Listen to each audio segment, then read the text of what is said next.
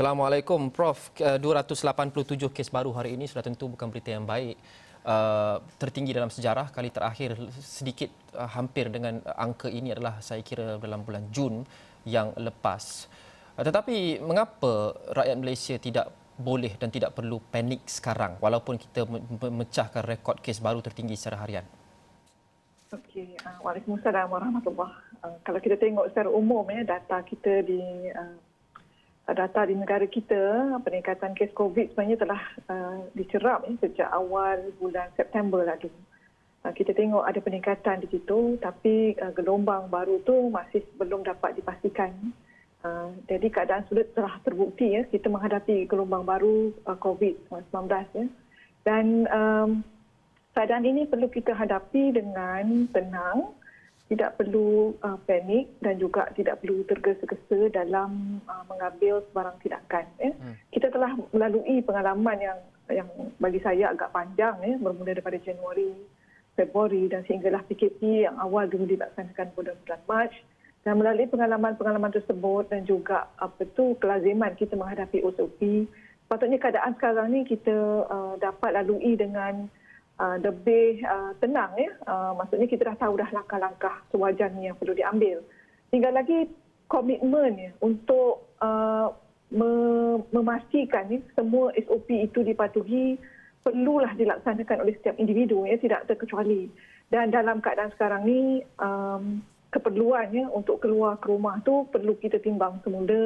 Jika tidak ada keperluan, tak perlulah pergi keluar beramai-ramai dan sebagainya. Prof, jadi untuk menghadapi keadaan ini, mengawal emosi kita tu dalam menghadapi keadaan yang bagi saya semakin membimbangkan ini adalah agak penting untuk memastikan langkah-langkah yang diikut itu adalah tepat. Prof, sentimen sekarang di media sosial seperti yang dikongsikan oleh Hila sebentar tadi, mungkin sentimen automatik kita melihat kepada angka ini adalah untuk menyeru supaya PKP penuh dilaksanakan semula.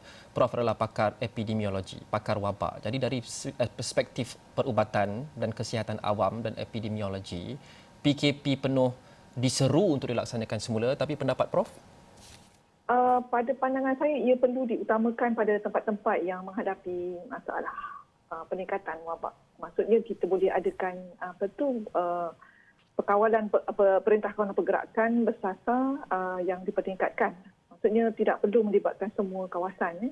Ini kerana kita masih banyak lagi kawasan-kawasan hijau yang mana mereka masih boleh meneruskan kehidupan seperti biasa.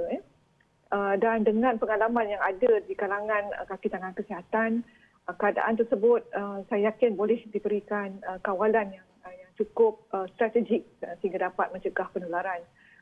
Kawalan secara menyeluruh, kalau saya boleh imbas kembali apa yang kita lakukan pada bulan Mac lalu, adalah kerana itu adalah merupakan pengalaman pertama kita menghadapi wabak yang masing-masing masih tidak pasti sejauh mana keterukan ataupun impak yang mungkin akan berlaku. Dan kita masih belum memberikan sebarang perhatian terhadap SOP yang mungkin perlu kita laksanakan dari masa ke masa.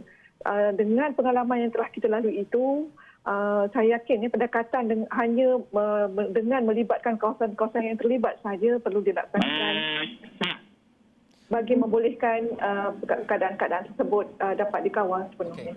Prof, ramai yang mungkin menyebut faktor pilihan raya negeri Sabah yang diadakan lebih kurang seminggu yang lepas. Sudah tentu kita perlu menanti tempoh inkubasi 14 hari untuk kita lihat data dan mungkin kita boleh mendakwa secara konklusif sama ada PRN di Sabah menyebabkan peningkatan kes di negeri itu.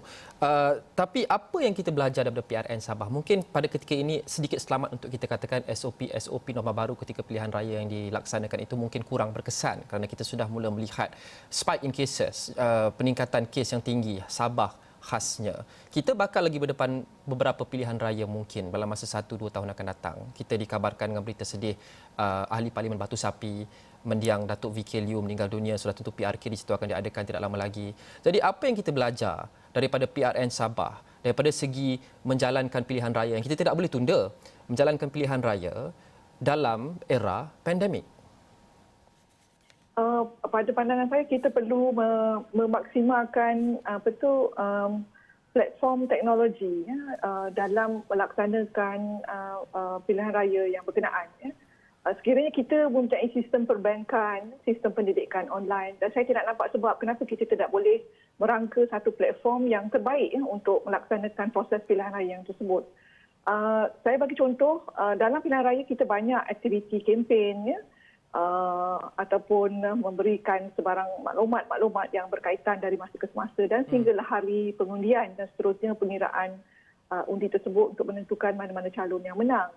Jadi konteks dalam menghadapi COVID ni ialah kita perlu mengelakkan perhimpunan beramai-ramai dan juga mencegah berlakunya penularan secara drastik. Seterusnya kita dapat mencegah peningkatan di kalangan mereka-mereka yang mungkin terdedah. Jadi dengan pendekatan kita dapat memaksimalkan teknologi virtual ni, saya ingat kita dapat mengelakkan pendedahan yang tidak perlu. Saya sarankanlah mulai sekarang kita bersedia untuk menghadapi pilihan raya umum yang mungkin dikatakan terdekat ataupun mungkin dalam tempoh 1 atau 2 tahun lagi. Tapi pihak-pihak yang berkenaan bagi saya sangat syorkan untuk dapat menyediakan platform berkenaan untuk mengelakkan apa yang berlaku dalam pilihan raya baru-baru ini berulang semula sehingga mencetuskan pula kluster-kluster di tempat yang baru. Okey, terima kasih Prof.